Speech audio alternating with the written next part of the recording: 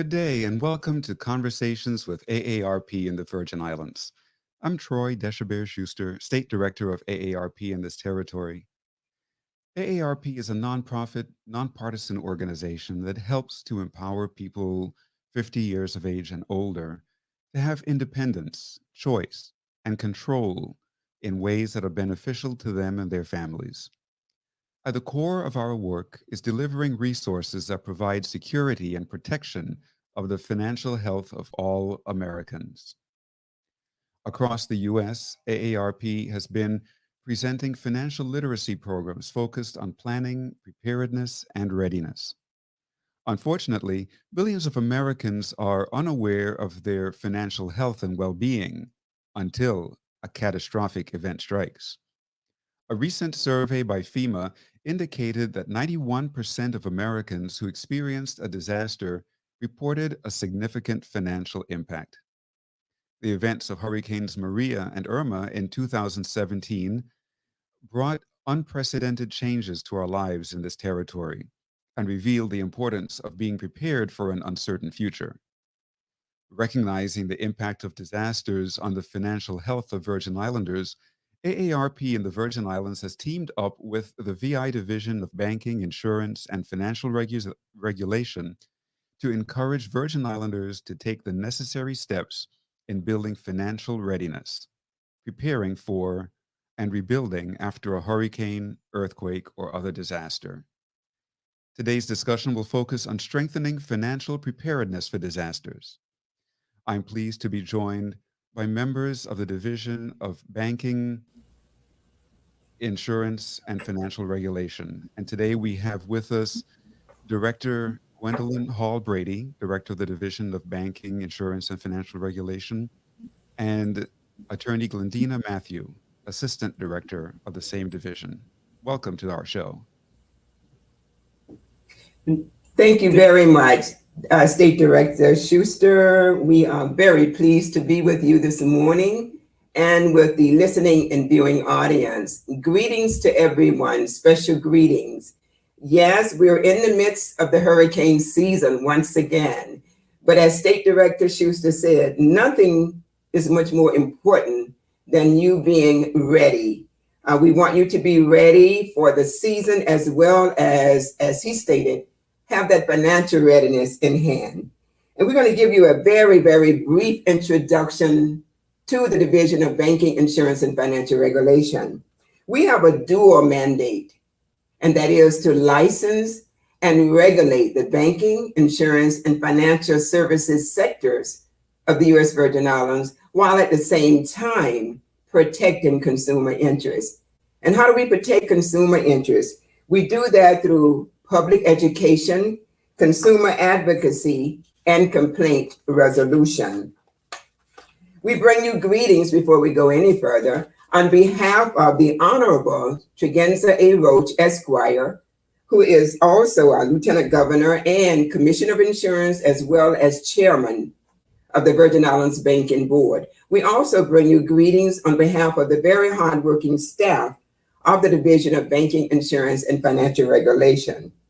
As I mentioned, we license those entities, but there are other entities that we also license and regulate. Let me just list a few of those for you, because we want to leave this show today with you being educated on where you can come for assistance, not only with banks, insurance companies, insurance agencies, investment companies, but also with mortgage brokers and dealers, small loan companies, international financial services entities, securities and security salespersons, money transmitters such as your Western Union and your MoneyGrams, non-bank ATMs. These are those ATMs that are located independent of a bank, outside of a bank, maybe in a grocery store or a neighborhood store, gas stations, your check cashers and currency exchange, insurance companies, insurance agencies, insurance producers, third-party administrators, unclaimed property, and debt management providers. State Chairman Schuster and the listening and viewing audience, we are busy. But what we want to do, we know and realize that licensing and regulating these entities is good, But if you don't know where you can come to get assistance if you have a problem or want to engage the services of these entities, then there is a problem there. And in terms of consumer protection and education, we educate consumers of the importance of buying homeowners insurance with windstorm coverage. And we're going to talk about that. Don't just buy, don't leave out windstorm, because that is your hurricane protection. We educate condominium owners and renters on the importance of buying renters insurance. Be aware that when you enter into a contract for the purchase of a condo, you don't have separate insurance for that dwelling. You can coverage by yourself alone with your own policy just for the content.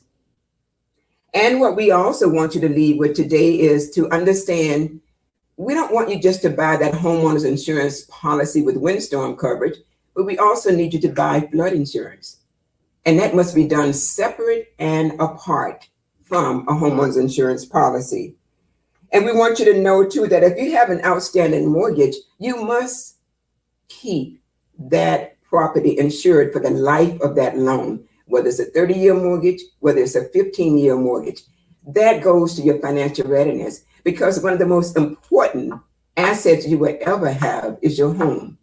And you want to keep that. The best way to keep it and protect it is to make sure it's insured. Again, look at your statements. Look at your mortgage statement. Look at your credit card statements. But what we have to do is to, again, why is it so important to keep that property insured? Because you don't want to be forced placed. And we heard a lot about that, State Director, after Irma and Maria, and over the other storms too that preceded those. Forced placement is when you, during the life of a mortgage loan, do not present to the mortgage lender proof that you do have that property insured. So what that lender can do, because remember now, the lender still has an equitable interest in that property. That means whatever the balance owed to the lender is within that lender's choice to protect. They have a right, a legal right, as Attorney Matthew would tell you, to protect their interest. But that's known as forced placement. And that means, though, that the lender has only covered the balance of the loan owed to the lender. Your equity in that property is not protected. So it is best that you maintain full coverage and present evidence of that to the lender. And so again, it protects only the bank's interest, and it does not protect the replacement cost of your property.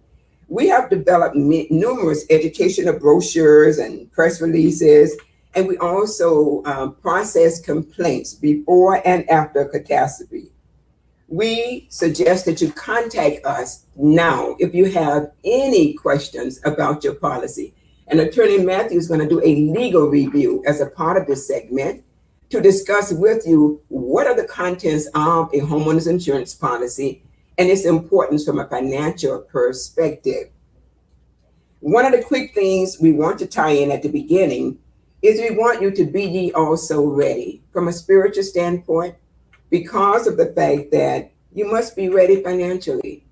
We don't always want to be borrowers. We don't also just be, we want to be more of lenders. We want to be in that position to where we can endure a disaster because we took the necessary preparations beforehand.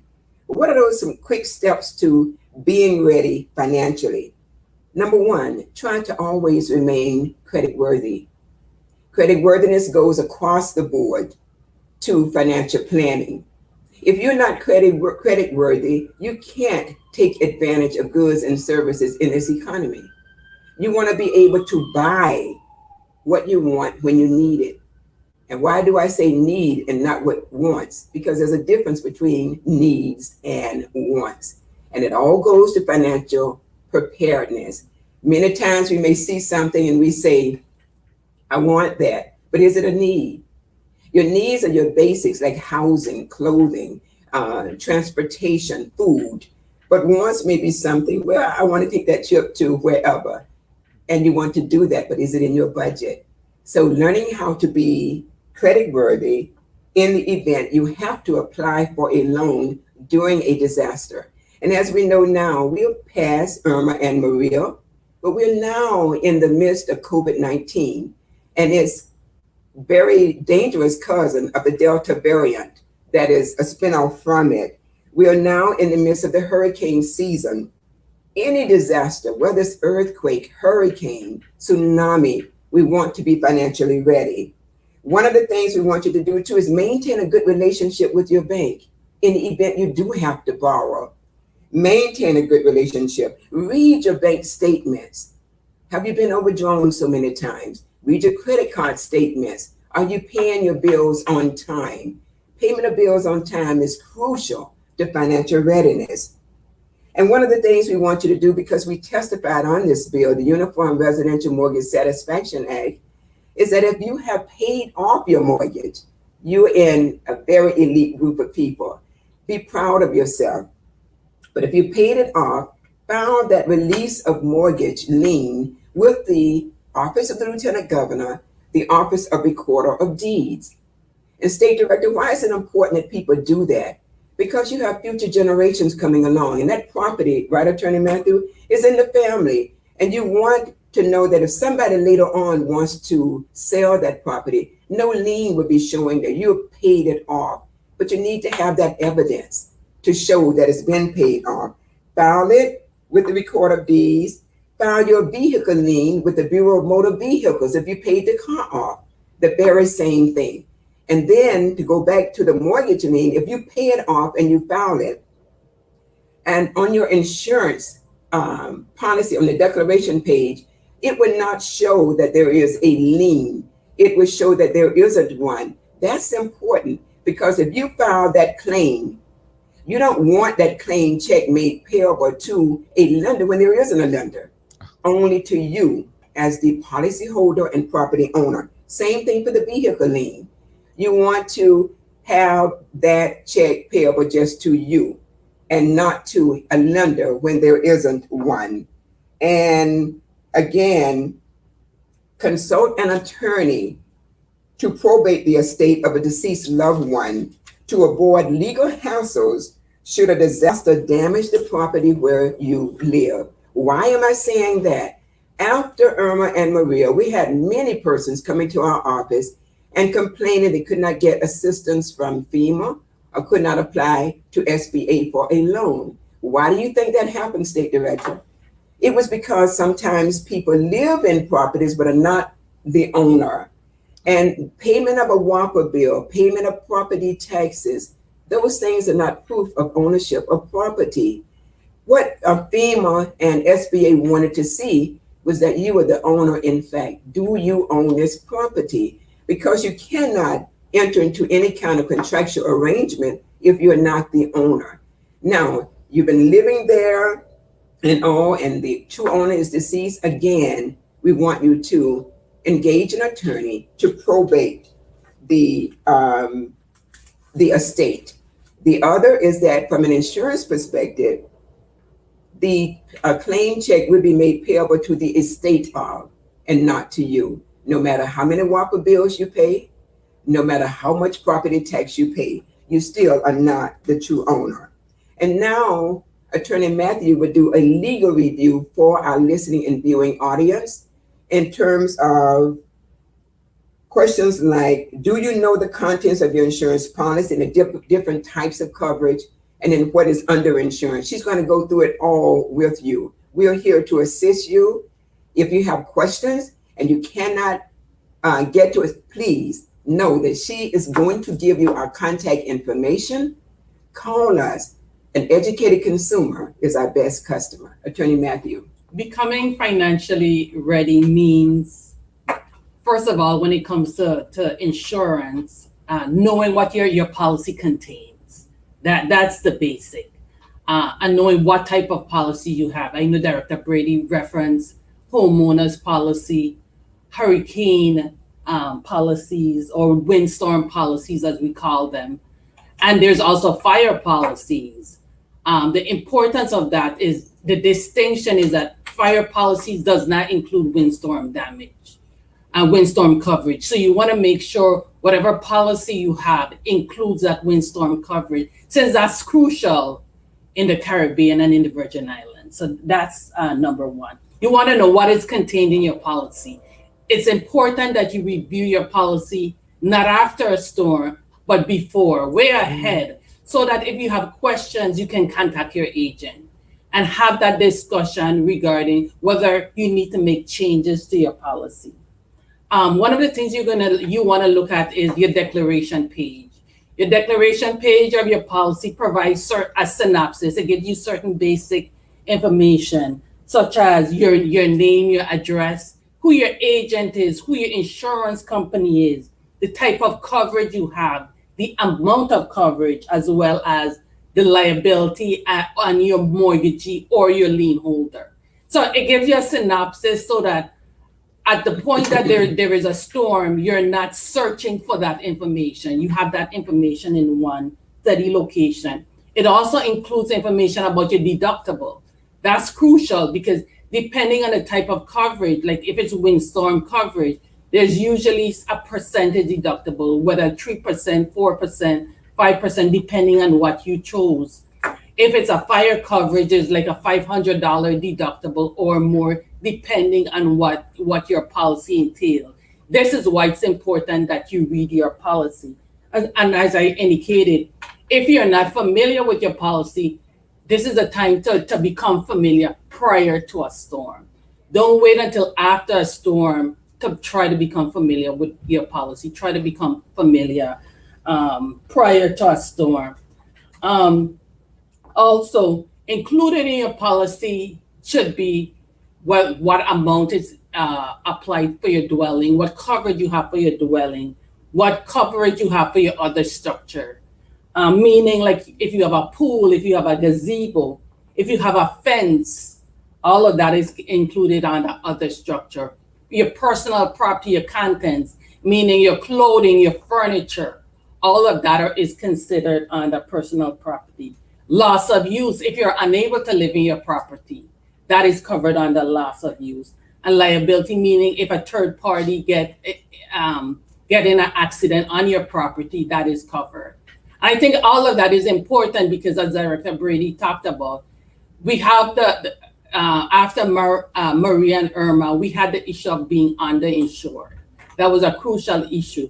Being underinsured not only means that you may not be carrying the correct coverage, but it also means that you may just be covering your dwelling. And if in fact your home get damaged to the point that your entire roof goes, you're gonna have more than dwelling damage. Your other structure is gonna be affected. You may need to relocate to another location, which encompasses your loss of use. So it's important that when you're considering, I know generally a lot of people think about their finances when they're choosing their policy, but you have to think about not only before, but if in fact you get damaged, are you able to sustain yourself based on the type of coverage you have chosen? Also, the public needs to be reminded, flood insurance is not covered on the homeowner's policy. Thus, if you need to have flood insurance, you need to obtain a policy through the NFIP, the National Flood Insurance Program. That's a separate program and it's different from your regular homeowner's policy. You also need to know about replacement cost versus actual cash value. That's very important because in terms of determining whether you're underinsured, the replacement cost value is what's going to determine whether or not you're underinsured. Replacement cost just means that if in fact you have damages, it will replace your whatever, whether it's your structure or your property to the extent it was prior to the damage. Actual cash value takes into consideration wear and tear. Some of the problems we had in regards to replacement cost is the cost of material going up. As the cost goes up, that means your replacement cost value rises. And that is why it's important that we recommend at least every 3 years, you consider whether or not you need to increase your coverage. If you're not certain, we normally give you a formula in terms of determining how to make that determination as to your replacement cost. However, we realize a lot of people are not going to be able to do that. So what we recommend is that you go to an appraiser and you indicate to them, I'm trying to find out what my replacement cost is for my property, and let them advise you as to what your replacement cost is. Versus, because I remember after the hurricane, when you would speak to customers and you ask them, how did you determine what your replacement cost is? And they truly could not say how they made a determination. Many would say, well, I've been using that for quite a while, or many would say, well, I just thought that might be the number that seemed practical. But that is not the way you determine the replacement cost. It's a mechanism that is created based on the market value of the items that are used to purchase the items for your structure or your structure itself. I also want to talk about what is underinsurance. That is the crux of it. Yep. Underinsurance means the amount of a homeowner insurance held on a property is insufficient to cover the total dollar amount of losses to the property. So basically, it's saying that you're underinsured based on whether if your policies you have, say you require to carry 80% co-insurance. If you're carrying less than 80% of that value, you're going to be considered underinsured. You can also look at underinsurance as meaning you have decided, I want to retain that risk. Some persons may be able to retain that risk in that if there's a loss, they can afford to pay that out of pocket. But for many persons, that may not be the reality. And if in fact you are in that situation where that is not the reality, you may receive a claim proceeds check, but it may not be enough to repair your home. Then you have another situation of homes being in a state of disrepair. So it is important that we consider all of that in terms of our determination as to whether or not you want to carry full replacement costs. We put in place after the Maria and Irma notice of condition of underinsurance that all individuals are required to sign off on. And I know many persons are very skeptical of that form. But the reason why we put it in place is to make sure, and we challenge consumers, make sure your agent is explaining to you what it entails in becoming underinsured, so that you can make a really qualified decision as to what your costs should be. Some of the factors how to avoid being underinsured are policyholders, of course, not meeting the 80% or whatever the amount that is dedicated in your policy. The policyholder making improvements to their policy, not advising their agent, and their replacement costs not being adjusted in their policy. Lenders, as Director Brady indicated, providing insurance force-based coverage, but it's not to the true value replacement cost of your property. Policyholders selecting, as I indicated, dwelling only, not considering the other structures of personal properties, the loss of use. Agents and insurers are required to explain this to their customers. Attorney Matthew, we're almost out of time. We have about 3 minutes left. So if there's anything really important that you want to get in now, this is the moment. The time has gone quickly. What we want to do, though, is 3 minutes. We just want to cover that really quick part of recovery, okay, because your staff has spoken to us about that. We want our residents of the Virgin Islands and property owners to know what to do after a disaster strikes. First, secure your property to mitigate further damages. Make sure it's secure no matter the level of damages. Take photos. We want you to take photos now before we have a storm. Right, Attorney Matthew? Log those in. Go to our website. We have a brochure called Home Owner's Inventory. It will let you list every piece, every item in your home per room. Take photos and make a list of all your property. Then after the disaster, take photos and make a list of all your damages. File a claim as soon as possible with your insurance agent or insurance company. Do what Attorney Matthew said too. You got possibly two policies. Maybe one for homeowners, maybe one for flood. File your claims. Request a claim number.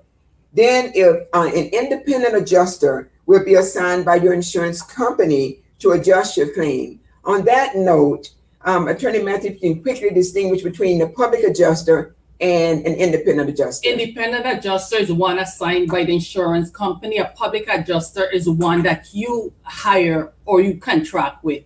Important to note, public adjusters cannot charge you more than 5% of your settlement amount. So if in fact you decide to contract with a public adjuster, they cannot charge more than 5%. However, our office is here to assist if any persons have complaints once there's a storm. So if in fact you don't need to hire a public adjuster, we're here to assist. Right, and you can request a hearing if it's a matter that requires you to bring it before the Commission of Insurance. Then we also want you to request a proof of loss statement, request a claims settlement, and as Attorney Matthew said, please contact our office. How do you contact us? We're on St. Croix. We're located at 1131 King Street, but due to the COVID-19 restrictions, we advise you to please call us first so that we can schedule an appointment, or maybe we'll be able to work out everything with you via telephone or other communications. The number on St. Croix, 340-773-6459. And the number on St. Thomas, there on St. Thomas, we are located at Niski Center on the second floor, above the passport office. Our number there, 340-774-7166. We want you to visit our website as well. Just enter ltg.gov.vi, no www, just ltg.gov.vi. And there you will see the many educational materials that Attorney Matthew and I and the rest of the staff have worked very diligently on to educate you on insurance, the importance of insurance, not only homeowners insurance, life insurance, auto insurance, as well as steps to take to be credit worthy, establishing a relationship with the bank. All of these issues are addressed on our website. We thank you very much and we encourage you to contact our office. We are here to assist you. Again, an educated consumer is our best customer. Thank you. Thank you so much, Director Brady and Attorney Matthew. I'm sorry the time is so short. We will have you back on the show again in the near future. This is all so very timely, especially as we are in our hurricane season. So thank you for making the time to be with us today. Thank you very much. Great. Have a great day. You too. Thank you.